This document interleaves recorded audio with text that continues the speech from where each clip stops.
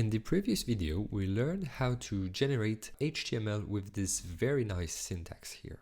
However, this syntax currently is very limited because we're not able to specify, for example, a partial or to add additional locals. We are only able to do a standard CRUD. So what we want to support is to specify information about the rendering. So for example, we could specify a partial and we could specify locals. So in our case, we're not going to have a surprising partial or surprising locals, but in real life, this syntax would enable us to add some more complex things to the rendering. So in our case, the locals are very simple, but if we were to test in the browser now, this wouldn't work, and this is because our replace method currently accepts only one argument.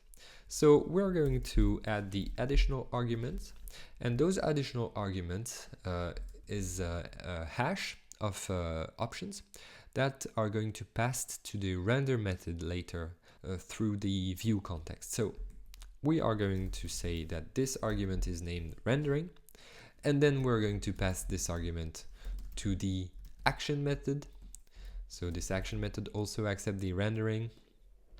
And what's interesting is that this render template method also accepts the rendering, because this is the method that's in charge of generating the HTML. So render template will accept the rendering as well. And then we can say that if we have rendering options, then we are going to generate the HTML from those rendering options. And we also are going to specify the HTML format here. If we don't have rendering options, well, we will fall back to the method that we had previously. So this should now work, and let's add some exclamation mark and save, and as we can see, it works as expected. If I have a look at the response, the HTML that is expected was generated, so I have those exclamation marks here. So this is a very nice syntax because it will allow us to generate some complex renderings here, and sometimes the line here is a bit long, so maybe we would prefer to have a block syntax. So we could do something like this. Currently, our TurboStream.replace method doesn't accept a block, so we're going to do exactly the same thing as we did previously. We're going to pass the block absolutely everywhere. So in the replace method, in the action method, and then in the render template method, that's the method that interests us. So what we're going to say is that if we gave a block to this method, then we are going to say that the view context can capture the HTML that would be generated by this block, and else we are going to fall back to the other methods. So let's have a look and test it, and we are going to encounter a very interesting error. So if I save here, as we can see, I have a 500 error, and it says that we are missing a partial articles article with the format TurboStream.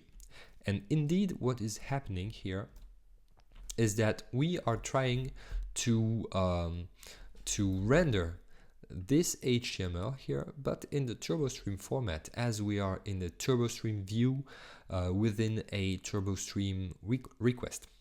So in order for the view context to be able to find the articles article HTML partial, what we have to do here is to add the format HTML to the list of formats that the view context can search the articles article partial in. So in order to do this, we are going to go back to our tag builder, and we're going to say that the view context can accept one more format, that is the HTML format. So now if I refresh the page, and add back those exclamation marks, we can see that it works as expected. So this is great.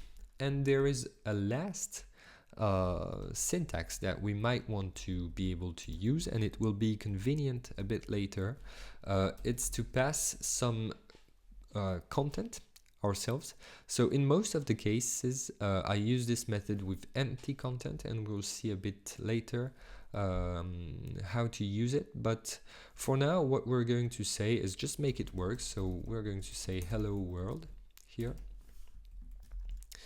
And just like before, we need some more arguments to the replace method.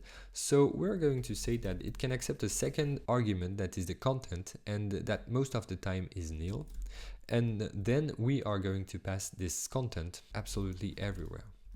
So we pass it here. We can say that we have a content argument that can be nil here. We pass it again to the render template method. And here we go. Now we can say that if we have content that was specified, then we will only render the content. And otherwise, we will keep the previous logic. So now if I refresh the page and edit the article, so I remove the exclamation mark, I can see that the hello world successfully appeared here. So those are the main methods that we will use to generate HTML with this tag builder. So I'm going to use the proper method here, and in the next video we are going to replace this HTML and this HTML with the TurboStream tag builder.